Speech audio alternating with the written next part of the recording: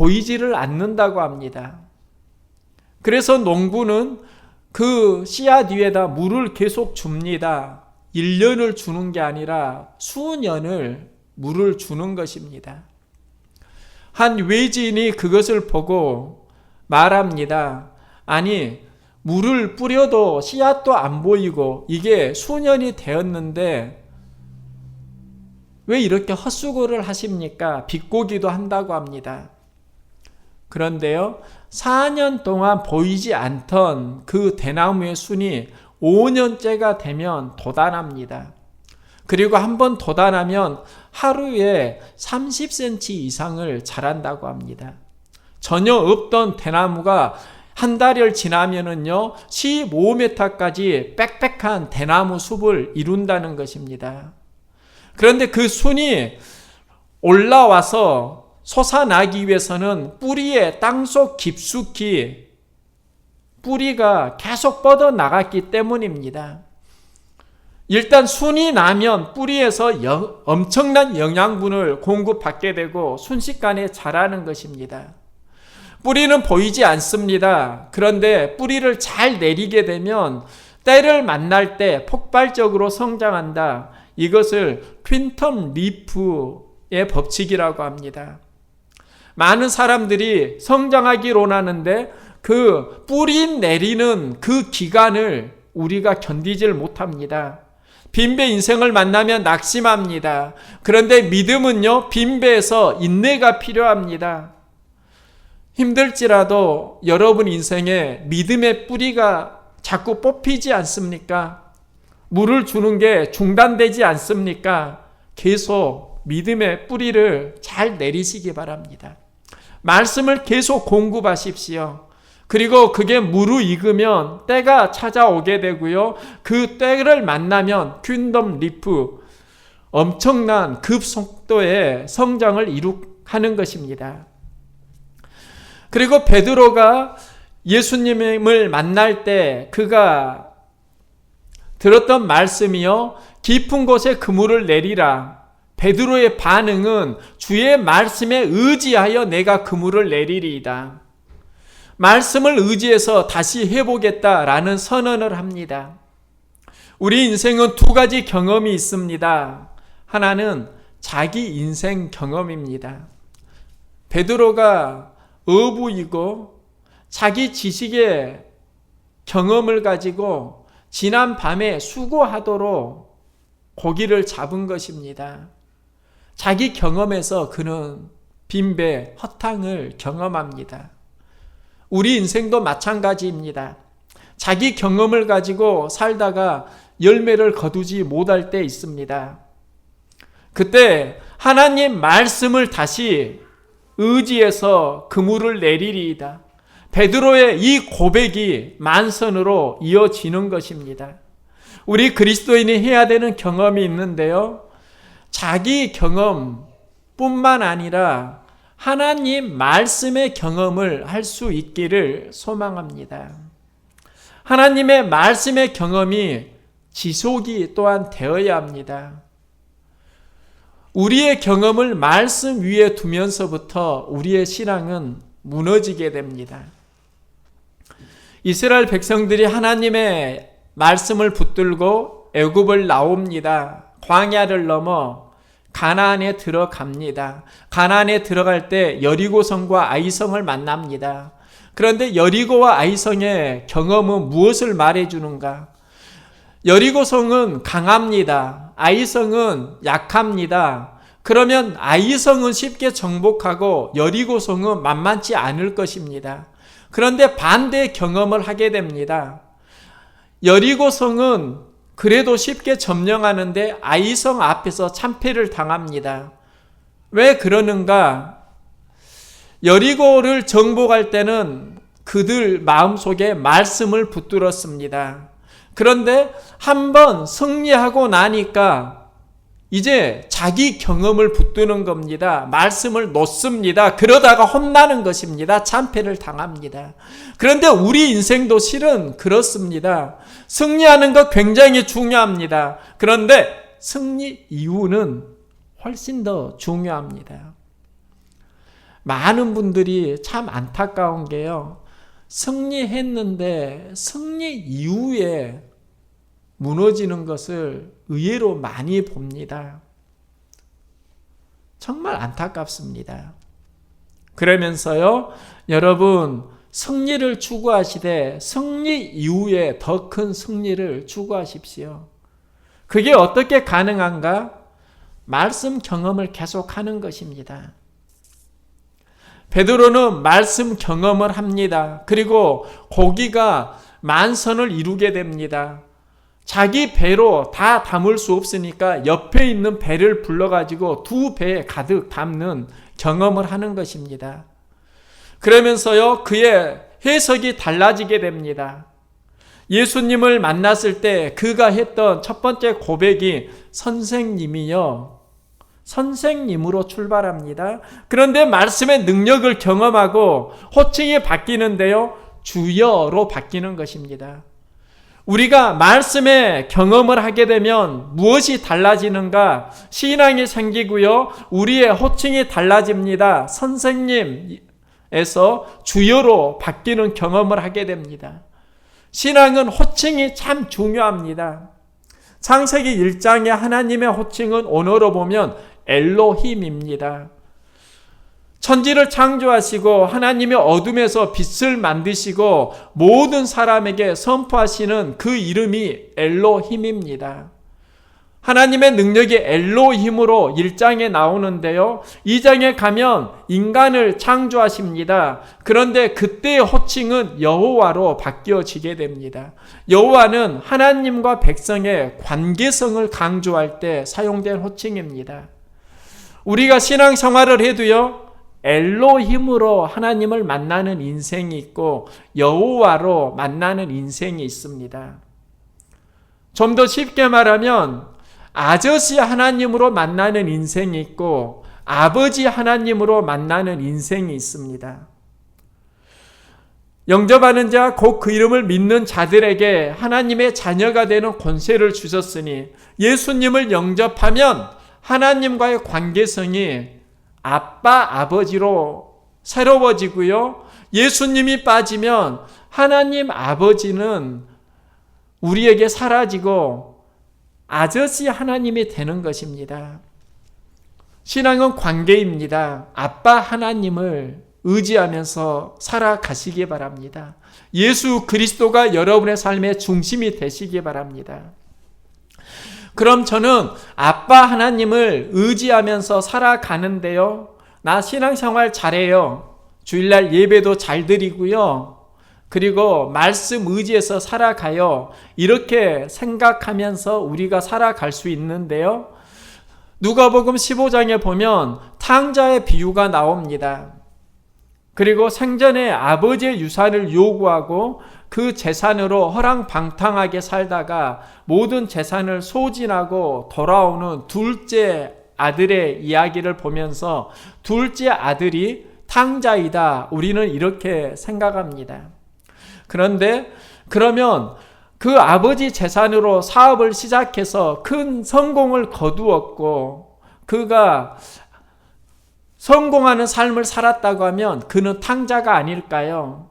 탕자의 진짜 의미는요, 아버지의 품을 떠나면 탕자인 것입니다. 보호자 되시는 아버지의 영향을 벗어났기 때문에 그는 탕자인 것입니다. 그러면은요, 신앙이 마음의 문제라고 하면 저는 교회를 떠난 적이 없습니다. 아버지 품에 항상 있었습니다. 그런데 큰아들은요, 한 영혼을 불쌍히 여기시는 아버지의 마음이 없습니다. 혹시 큰아들은 탕자가 아닙니까? 그럼 이 시대의 진짜 탕자는요, 재산을 허랑방탕하고 삶의 경험을 하면서 돌아온 둘째 아들, 그에게만 포커스가 맞추어져 있는데 실제로는 아버지와 함께 항상 예배 생활을 하면서도 아버지의 마음을 헤아리지 못하고 살아간다고 하면 그도 또한 탕자일 수 있다는 것입니다. 여러분의 삶이 계속 하나님의 마음을 헤아리는 삶을 살아가시기 바랍니다. 베드로가 말씀을 경험하면서 그에게 변화가 있는데요. 두려움의 대상이 바뀌는 경험을 하게 됩니다. 전에는 빈배로 실패와 현실의 두려움이 있었습니다. 고기를 잡아서 생계를 유지해야 하는데 생계의 근원이 막히는 겁니다. 무엇을 먹고 살아야 하는가 두려운 것입니다. 그래서 마음에 낙심이 되었습니다. 그런데 말씀을 의지해서 그물을 던지고 하나님을 체험하게 됩니다. 그러면서 그의 두려움이 환경에서 예수 그리스도 말씀에 대한 두려움으로 바뀌어지게 됩니다. 그리고 고백합니다. 무릎 아래에 엎드려 하나님의 신적 능력을 경험하는 것입니다. 무릎을 꿇고 엎드린다. 이게 무엇인가? 예배입니다. 하나님의 말씀을 통해서 그의 신적 경험이 일어나게 되니까 그가 예배자로 바뀌어지게 되는 것입니다. 우리도 예배자로 바뀌어지기를 소망합니다. 그런데 예배가 어디에서 이루어지는가? 무릎 꿇던 환경이 바뀌어지면서 이루어지는 게 예배입니다. 빈배로 낙심해서 거기에 환경에 무릎을 꿇었던 인생이 하나님의 말씀을 의지해서 신적 경험을 하니까 예수님 앞에 무릎을 꿇는 겁니다. 이게 바로 예배입니다. 이게 바로 회복입니다. 우리의 인생이 하나님을 두려워하는 인생을 회복할 수 있기를 소망합니다. 아버지의 마음을 헤아리지 못하고 살아간다고 하면 우리는 큰아들 탕자입니다. 사실 진짜 문제는 돌아온 탕자의 이야기가 아니라 아버지의 마음을 헤아리지 못하고 공동체 안에서 습관적으로만 살아가는 큰아들일 수 있습니다. 우리가 고민해야 하고요. 우리의 마음이 하나님을 향해서 나아가고 하나님 앞에 무릎 꿇고 예배를 회복하고 아버지의 마음을 헤아리는 삶을 살아갈 수 있기를 소망합니다. 1930년대 미국 보험회사에 하인리라는 사람이 있습니다. 그가 고객 상담을 하면서요. 주기적으로 여러 번 반복하다 보니까 한 가지 법칙을 발견하게 됩니다. 그 법칙이 1대 29대 300이라는 법칙입니다. 한 번의 대형 사고가 일어나는데 그 대형 사고가 일어나기 이전에 29번 전도에 29번 전도에 계속 경미한 사고가 있었다는 것입니다. 그리고 300번 이상 그 징후가 감지되었다. 이것을 발견한 것입니다. 사고가 바로 터지는 게 아니라 29번 정도의 작은 사고가 조치를 취하지 못하니까 대형 사고로 이루어지고요. 또 그 29번의 경미한 사고도 300번 이상의 징후가 감지되었는데 그 징후에 대처하지 못하니까 사고로 이어졌다는 것입니다. 우리 인생도 마찬가지입니다. 삶의 결과 이전에 수많은 징후들이 있습니다. 예배 생활이 무너질 때도 실은 그 징후들이 있습니다. 자기의 생명처럼 여기던 그 예배가 조금씩 마음에서 멀어지게 됩니다. 그리고 한 번, 두 번 지각하게 되고 빠지게 되고 그러면서 하나님을 향한 절대적인 마음이 자기 형편으로 조금씩 기울어 갈 때가 있습니다. 그런데 그 과정을 돌이키려는 처절한 노력이 없으면 나중에는 무너지게 된다. 이게 결코 잘못된 추론입니까? 우리가 처음에 놓친 게 아니라 조금씩 삶 가운데 양보하게 되고 그걸 돌이키지 못하면서 커다란 걸 놓치게 된다는 것입니다.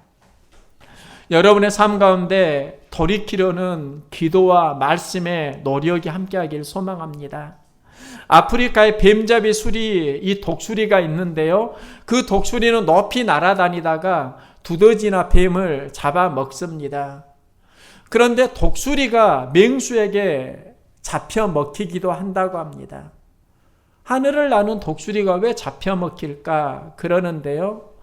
땅에서 먹이를 잡고 있을 때 맹수가 공격하면 당황하게 된다는 것입니다. 허둥댑니다. 그리고 뛰어갑니다. 뛰다가 잡히는 것입니다. 독수리는 뛰는 존재가 아니라 날아야 하는 존재입니다. 우리 그리스도인은 어떻습니까? 우리 그리스도인들도 어려운 환경을, 당황하게 되는 환경을 만나게 됩니다. 그런데 그리스도인에게 있는 강점이 있는데요. 그건 우리 가슴 속에 말씀이 있다는 겁니다. 말씀의 강점을 붙잡아야 되는데 우리는 말씀의 강점을 붙들지 못하고 어려운 일을 만나게 될 때 허둥대다가 환경에서 죽어가는 것입니다. 허둥대는 어려운 난처한 상황을 만나게 될 때 말씀을 의지해서 다시 믿음의 날개를 펴시기 바랍니다. 베드로는 다시 믿음의 날개를 펴기 시작합니다. 빈배를 경험하고 낙심되고 지쳐 있는데요.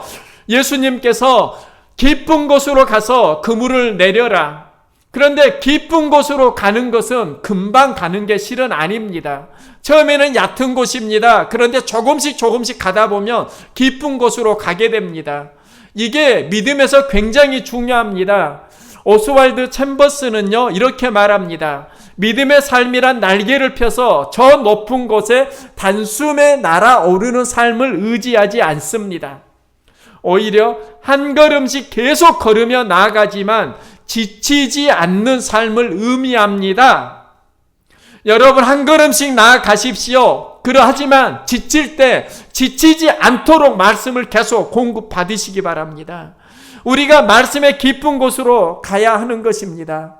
빈배 인생으로 제발 끝나지 마십시오. 만선을 향해서 나아가시기 바랍니다. 내 힘으로, 내 능력으로 안 된다고 하면 말씀을 채우시기 바랍니다. 우리 가족들 전부 다 만선 인생 되었으면 정말 제가 행복할 것 같아요. 모두 다 만선을 이루시기 바랍니다. 그 과정에 말씀 의지하고 했어요. 말씀 의지하고 승리했어요. 그 간증이 많이 넘쳐나기를 소망합니다. 그런데요, 만선보다 더 중요한 것이 있습니다. 베드로가 만선을 경험하고 하나님의 능력을 경험하고 배를 버려두고 예수님을 따라가는 고백이 나옵니다. 여기에서 우리에게 전해주는 메시지가 있는데요. 만선을 추구하던 베드로의 삶이 그 이상의 삶을 추구하게 됩니다. 말씀을 추구하는 삶을 살아간다는 것입니다. 다양한 인생이 있습니다. 만선을 기대하다가 빈배 경험을 하고 또 만선을 이루는 삶도 있습니다. 그런데 진짜 승리는 만선이든 빈배이든 말씀을 계속 지속적으로 추구하는 삶을 살아간다는 것입니다. 여러분의 삶이 빈배, 그래서 힘들어서 지쳐서 지금 그물만 씻고 있는 베드로의 모습이 혹시 나의 모습 아닙니까? 깊은 은혜의 바다로 나아가시기 바랍니다. 그리고 만선을 이루시기를 진정으로 소망합니다. 그런데 만선을 이루는 것보다 더 좋은 경험도 하시기 바랍니다. 항상 말씀을 추구하는 인생을 살아가는 것입니다. 여러분 다시 말씀에 의지해서 그물을 내려서 승리하십시오. 그 만선이 사업의 만선이 되고 또한 여러분 영혼의 만선을 이룰 수 있기를 소망합니다. 깊은 곳으로 나아가십시오. 그리고 다시 말씀을 의지해서 여러분 인생의 그물을 내리시기 바랍니다. 예수 이름으로 여러분의 삶의 필요가 영원히 채워지는 은혜가 있기를 예수 이름으로 응원합니다. 기도하겠습니다. 하나님 아버지, 베드로가 빈배를 경험합니다. 그런데 베드로의 경험이 실은 우리 인생의 경험일 때가 참 많이 있습니다. 지난밤 날이 새도록 수고했습니다. 애를 썼습니다. 자기는 고기를 잘 잡는다고 자랑하고 살았는데요. 나는 믿음이 참 좋다고 생각하고 살았는데요. 빈배 인생을 살아갈 때 많이 있습니다. 하나님, 다시 말씀을 의지해서 그물을 내리게 하여 주시옵소서. 말씀을 의지해서 좀 더 깊은 영혼의 바다로 나아가게 하여 주시옵시고, 다시 빈배 인생이 만선으로 채워지는 은혜를 경험하게 하옵소서. 하나님, 하지만 진짜 간절히 소망하는 건 만선으로만 끝나는 인생이 되지 않길 소망합니다.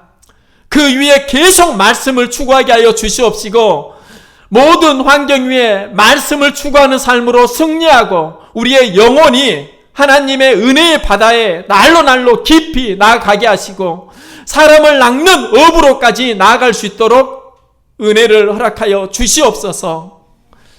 예수님 이름으로 기도드리옵나이다. 아멘. 좀 우리 교회도 좀 그럴 위험성이 있겠다는 생각이 듭니다. 실은 계속 조금씩 차고 올라가다가 올해부터 좀 전도가 안 되는 것입니다. 빈배를 경험하고 있지 않습니까? 하지만 다시 말씀이 들어오면은 우리는 승리할 수 있습니다. 중요한 건 그 빈배 시기에 무엇이 들어오느냐, 무엇을 맞이하느냐입니다. 지난 밤 베드로 피곤했지요, 지쳤지요, 마음 낙심되지요. 나의 경험에서 무너진 것입니다. 하지만 다시 말씀을 경험합니다. 그리고 말씀 의지해서 깊은 곳에 그물을 내립니다. 아버지, 우리가 말씀을 의지해서 다시 만선을 경험할 수 있도록 도와주시옵소서. 내 영혼의 빈배에 말씀을 채우게 하여 주시옵소서. 내 영혼의 빈배에 예수 이름을 채우게 하여 주시옵소서. 우리 함께 기도드립시다. 하나님 아버지, 베드로의 빈배는 누구의 빈배입니까? 혹시 우리 영혼의 빈배 아닙니까? 지난밤 수고했고요. 지난밤 나의 경험이 옳은 줄 알았고요. 또 나는 어부이니까 고기를 잘 잡는 줄 알았는데 허탕칩니다. 몸은 지치고요. 마음은 또 허무해집니다. 예수님은 그 베드로에게 다시 찾아오셔서 그 빈배를 하나님 나라의 말씀을 전하는 단상으로 사용하시고 다시 깊은 곳에 그물을 던지라 말씀합니다. 아버지, 우리 교회가 다시 말씀을 의지해서 하나하나 믿음의 뿌리를 내리게 하시고 아버지, 그 믿음의 뿌리가 나로부터 시작되게 하여 주시옵소서. 말씀을 의지해서 다시 그물을 내리게 하여 주시옵소서. 아버지, 이 시대에 영혼의 만선을 이루어갈 수 있도록 주님 인도하여 주시옵소서. 아버지, 삶의 현장에서 빈배를 경험하면서 신음하고 있는, 갈등하고 있는 가족들 있지 않습니까? 하나님, 말씀으로 위로해 주시옵시고 그 현장이 말씀 붙들고 다시 시작하는 현장이 되게 하여 주시옵소서. 말씀 붙들고 다시 일어나는 현장이 되게 하여 주시옵소서. 빈배로만 끝나는 인생이 아니라 만선을 추구하는 인생이 되게 하여 주시옵시고 만선 위에 말씀을 추구하는 인생을 살아가도록 도와주시옵소서. 하나님, 우리에게 강점 있잖아요. 말씀 있잖아요. 말씀 놓지 않도록 도와주시옵소서. 자꾸 환경 속에서 허둥대고 지치고 눌리지 않도록 가족들 삶의 터전 보호하여 주시옵시고 믿음의 강점 붙들고 승리하게 하옵소서. 예수님 이름으로 기도드리옵나이다.